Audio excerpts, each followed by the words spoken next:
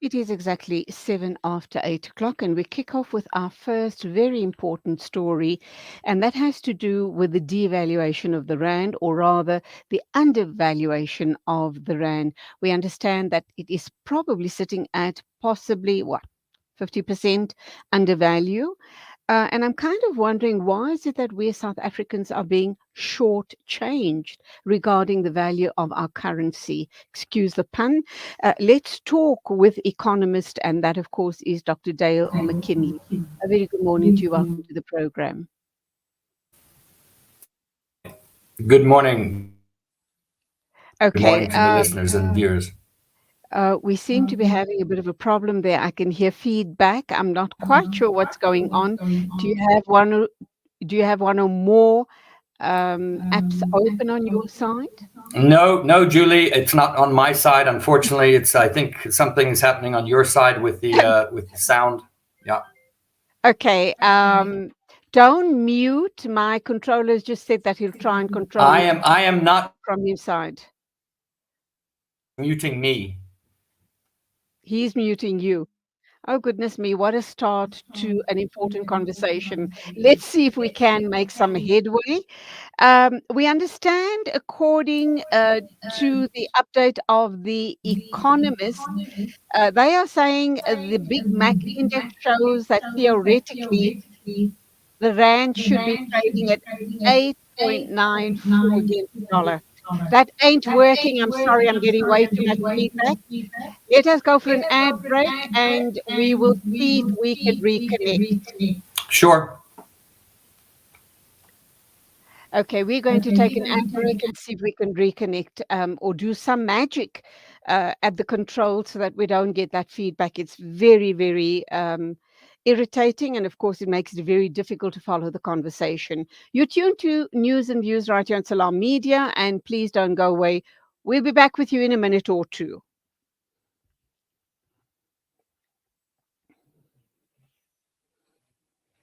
Child to have the education they've always dreamed of, so they can build a brighter future. You'll be feeding a hungry stomach and a hungry mind with knowledge that will last them a lifetime. That's the power of an education. Sponsor an orphan now with Islamic Relief. There's no smell that takes me back to the comfort of my childhood than the smell of black seed oil being applied by my nanny. Now I'm using Tib Black Seed in my own home to soothe sniffles and coughs, to help with digestion and immunity, and of course, as part of my beauty routine. After all these years, I've come to appreciate the wisdom in finding comfort and shifa in trusted treatments like Tib Black Seed. You can find You Tib tell Black him. Seed at You all tell leading him. pharmacies or find out more at blackseed.co.za. Breaking stereotypes, moving boundaries, joining hands. Salam Media. لا تقل لي وحدي أو كيف السبيل. Humanity sets the agenda. It's exactly 10 after 8 o'clock. Let's see if we can try with that interview once again with Dr. Dale McKinley. He is an economist, and we are going to try and understand why the Big Mac index shows that the rand is 50% undervalued. A very good morning to you, Dr. Dale McKinley. I hope we get it right this time. Welcome to the program. Good morning. I'm sorry, but this program that you're using is muting and unmuting me automatically. So I'm not touching anything and I'm not doing anything on my side, but it's coming in and out, muting. And I think that's what the problem is. Okay, let's see if we can make any headway. If we still get this, no, it ain't working. I do apologize, Dr. Dale McKinley. We'll see if we can try and hook up with you a little later. I really and truly apologize. We're going to have to go on with our other interviews. This is very, very disturbing. I'm so sorry. Thank you for your time.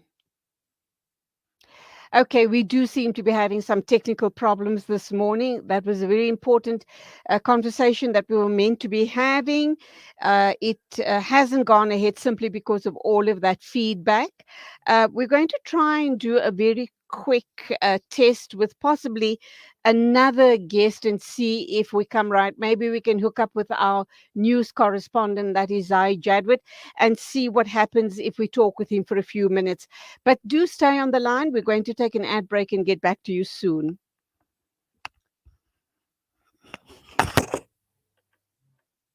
Are made and celebrated. Our go-to place for those freshly stacked pancakes early in the morning or for that late night snack munchies. We are in there together, cooking, eating and celebrating life together. Let's keep the kitchen a place that is shared by everyone, where we build stronger bonds and grow together. Sunfoil, now we cooking. Visit nowwecooking.co.za for recipes that everyone can help make. Sponsor an orphan, and you'll help support a vulnerable child to have the education they've always dreamed of, so they can build a brighter future. You'll be feeding a hungry stomach and a hungry mind with knowledge that will last them a lifetime. That's the power of an education. Sponsor an orphan now with Islamic Relief. Sponsor an orphan, and you'll help support a vulnerable child to have the education they've always dreamed of, so they can build a brighter future. You'll be feeding a hungry stomach and a hungry mind with knowledge that will last them a lifetime. That's the power of an education. Sponsor an orphan now with Islamic Relief.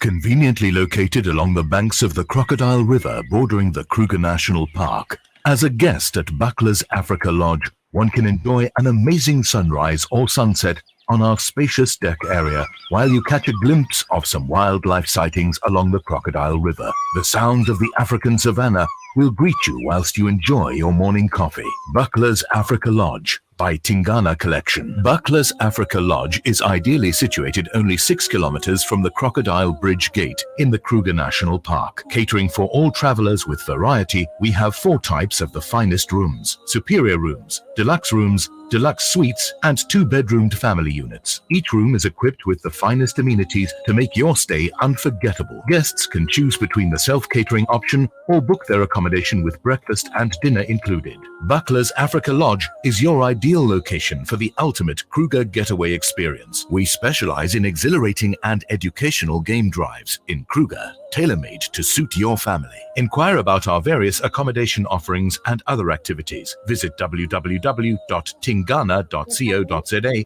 for more information. Buckler's Africa Lodge by Tingana Collection. Experience the pulse of Africa with us. There's no smell that takes me back to the comfort of my childhood than the smell of black seed oil being applied by my nanny. Now I'm using tib black seed in my own home to soothe sniffles and coughs, to help with digestion and immunity, and of course, as part of my beauty routine. After all these years, I've come to appreciate the wisdom in finding comfort and shifa in trusted treatments like tib black seed. You can find tib black seed at all leading pharmacies or find out more at blackseed.co.za.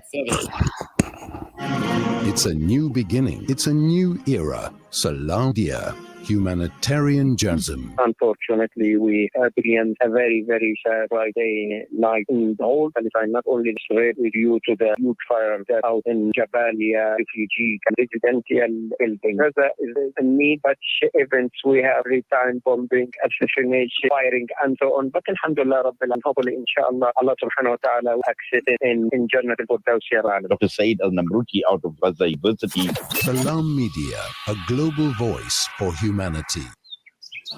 When the perfect blend of stylish decor, exquisite halal cuisine, and warm hospitality come together, it could only mean Al Bayt Lodge, your true home away from home.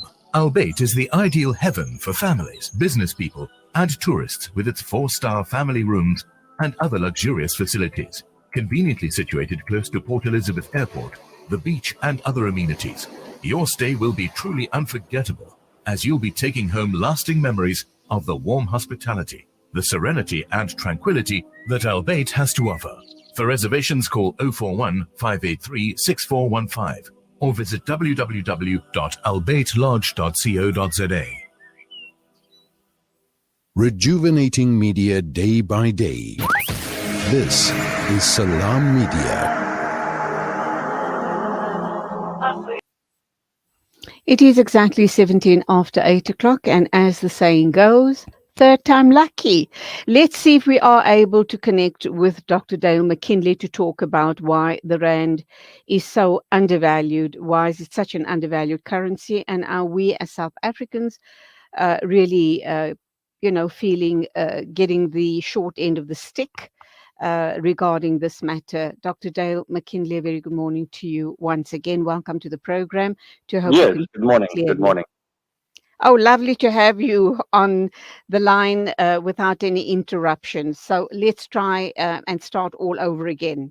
The reason for the Rand being almost 50% undervalued, and this is according to the Big Mac Index. What is the Big Mac Index, and why are we sitting in a situation like this here in South Africa with, with our Rand being so undervalued?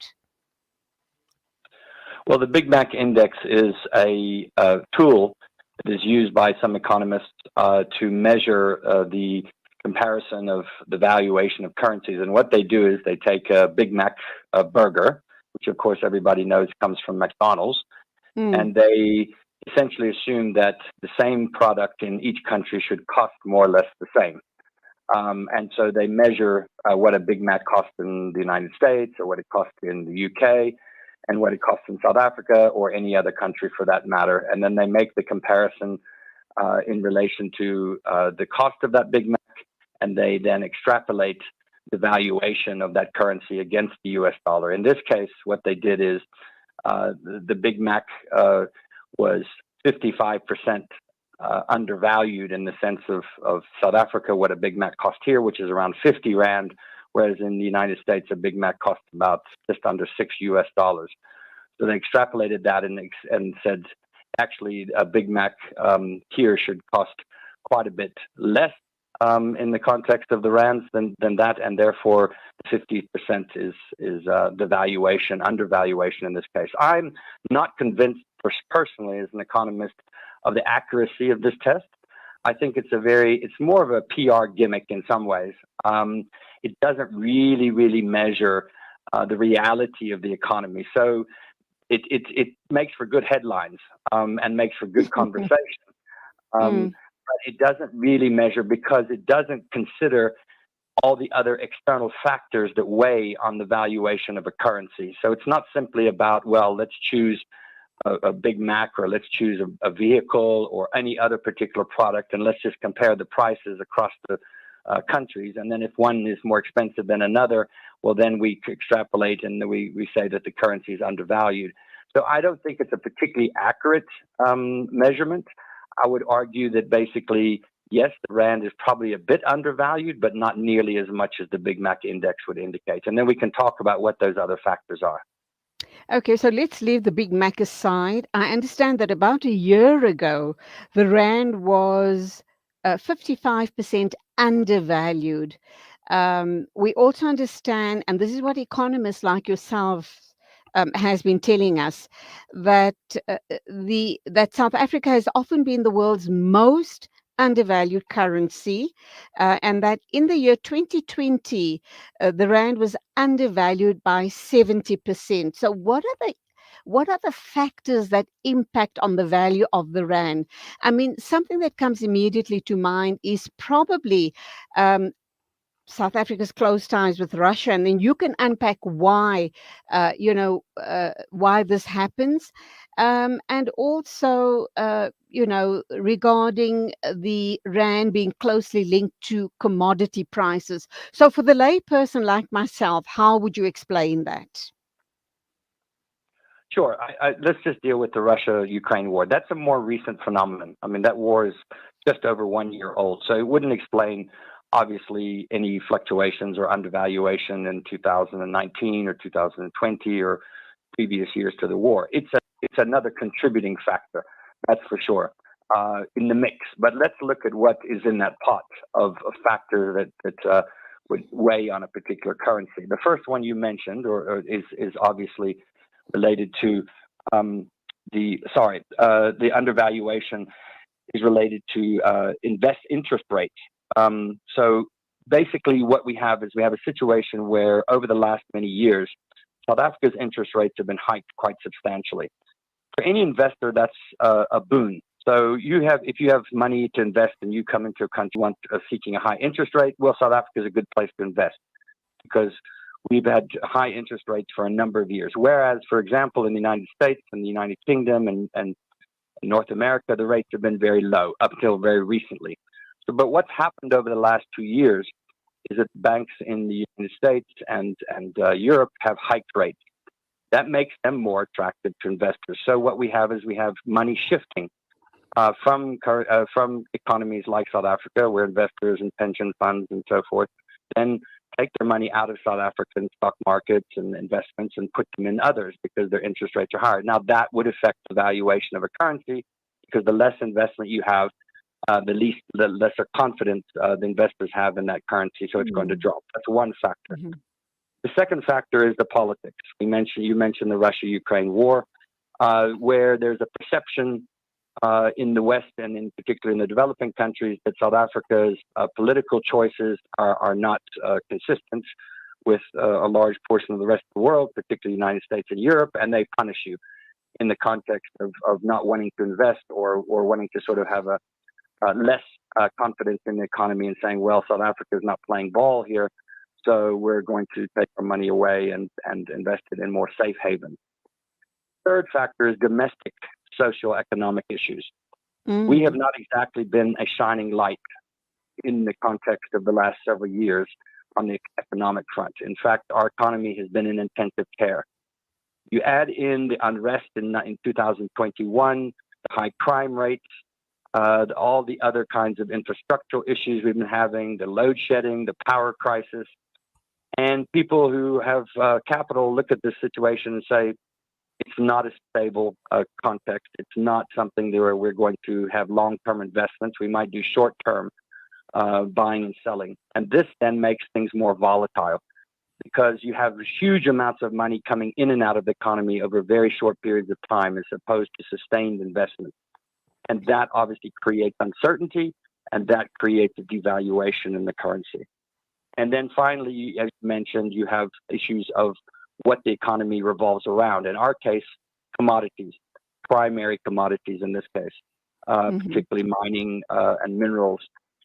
What you have is prices on these on the international markets. If those prices go up, well, our exports do quite well, and we generally tend to have a bit of a growth, as we've seen. But when the prices are depressed, which they have been over the last few months, people, again, investors say, okay, we're going to invest in other kinds of commodities because these ones are not giving us the returns we want, and then that again affects the valuation. So those are 5 different particular factors that would weigh on the valuation of a currency.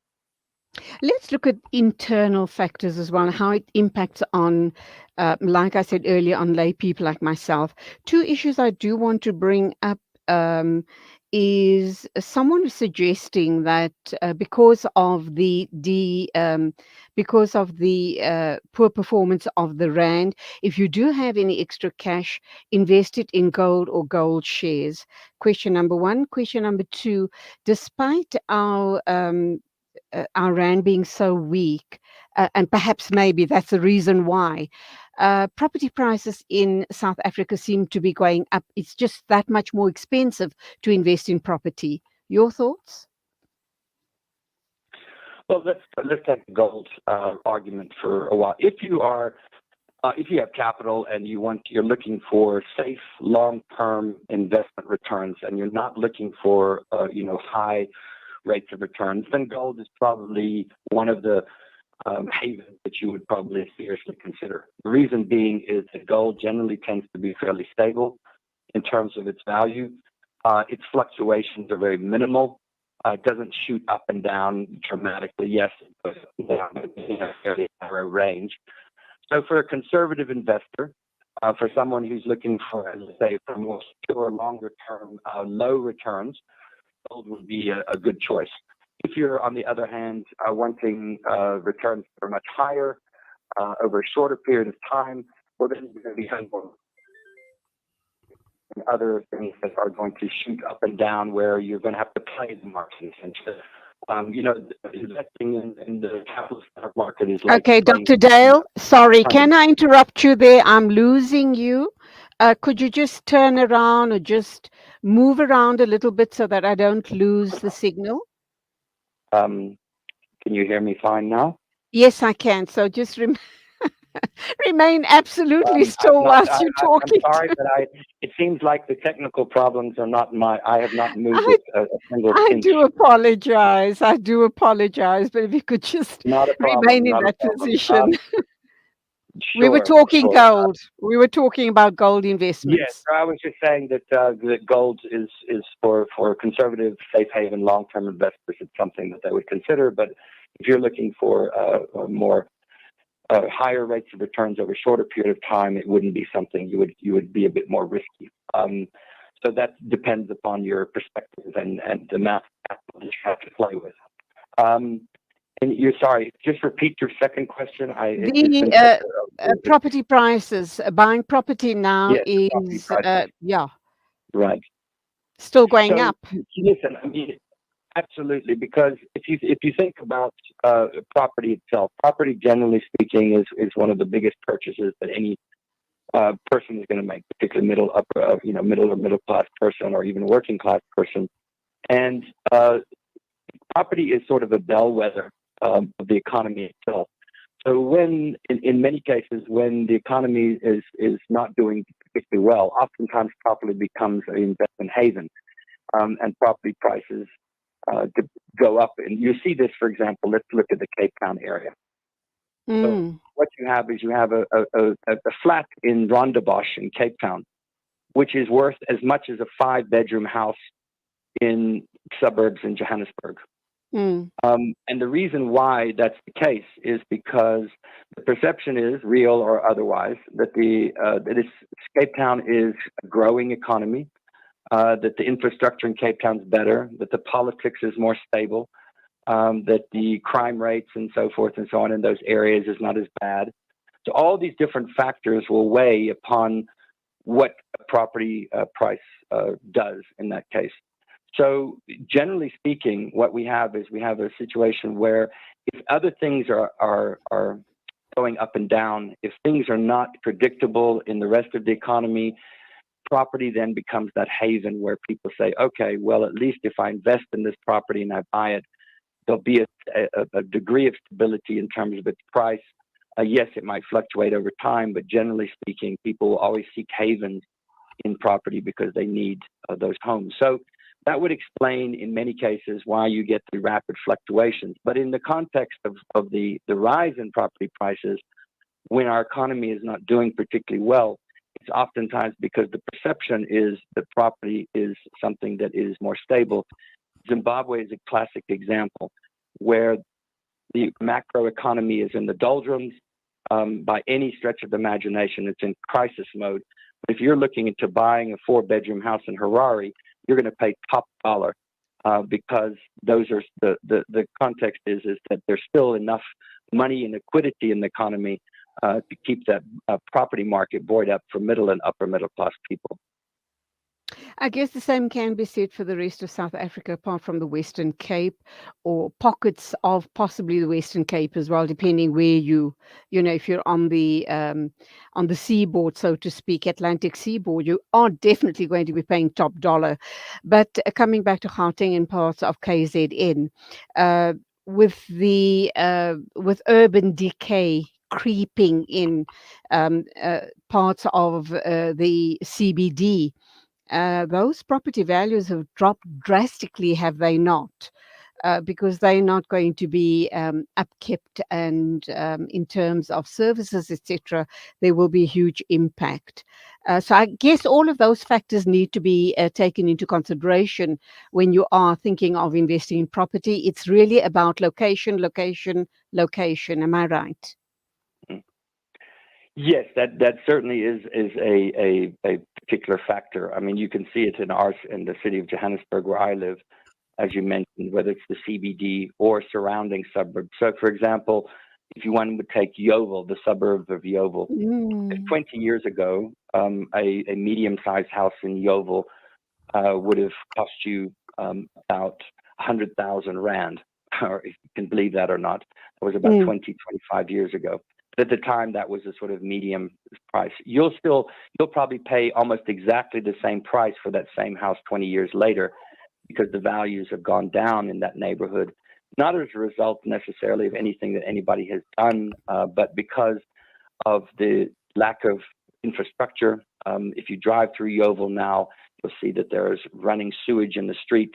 You'll see that the slumlords have taken over certain buildings and they've become crowded. And most people then say, well, we don't want to live in this neighborhood if we're going to invest a lot of money, so we're going to go further north or we're going to go further out.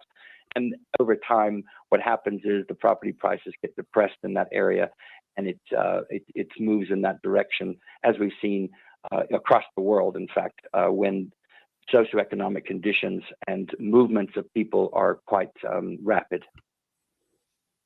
Okay, so Dr. Dale, let's look at two more issues before I let you go this morning. BRICS is around the corner. There have been talks about a possible BRICS currency. Do you think that that would ever become a reality?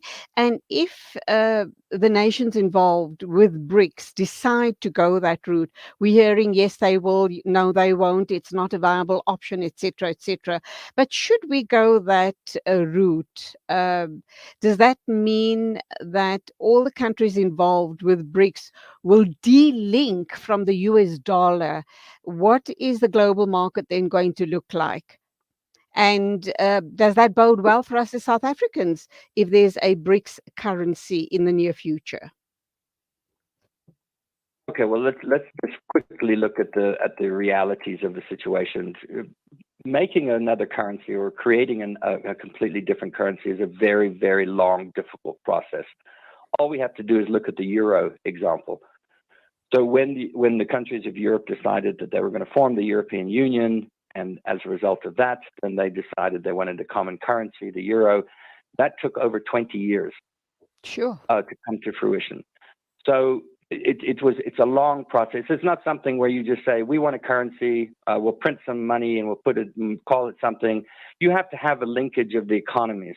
If it's going to work for BRICS, then the economies of Brazil, India, South Africa, Russia, China in this case, and possibly several other newer members that are being considered, would need to have a whole range of negotiations with regards to trade issues, regards to open economies, what they are going to allow each other to import free, for example, of tariffs, how they're going to adopt financial rules on a common basis.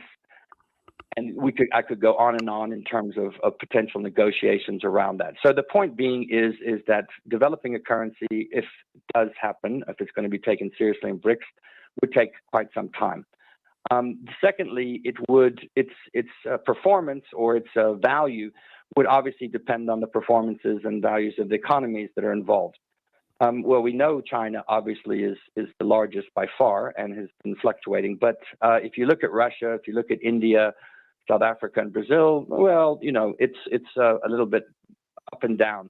So it's not necessarily a given simply because there would be a BRICS currency that this would automatically then rival or be a competitor to the dominant currencies globally, which are the euro, the US dollar, the yen in particular, and the British pound. So it would probably take a long period of time where investors and others would then become confident in that currency and want to trade in that currency as opposed to other currencies before it could become considered to be some kind of alternative to those dominant currencies. So the point is, it's not necessarily a bad idea. It could be potentially beneficial, but the road to get there is going to be quite tough, and there could be a lot of bumps along the way. Okay, so nothing for us South Africans to get excited about right now. Let's wrap up then, and in not closing, immediately anyway. No. Okay. We've got the election just around the corner. What do you suppose that's going to be doing to the strength of the rand? I just hope that you're going to give us a bit of good news, because undoubtedly with these type of situations, sometimes the currency can take quite a beating, can it not? Yes, you see, and when I was talking earlier about our global economy being like a casino, it wasn't a joke, because what happens is that investors, large scale investors, those who have billions and billions of dollars and pounds to invest on behalf of oftentimes pension funds or particular investment vehicles that are coming together, they scour the world and they look for the best investment opportunities. What are they looking for? They're looking for either very quick, high returns. So in volatile situations, they come in and they go out very quickly and they sell, or they're looking for stability over the long term. Most investors are looking for more stable kinds of indications. So in the context of South Africa, what would be then a positive thing in terms of valuation of our currency would be if we don't have any further violence, if the political conflict sort of stabilizes, and where you have a political party that emerges that you can predict what kind of politics and what kind of policy are going to come.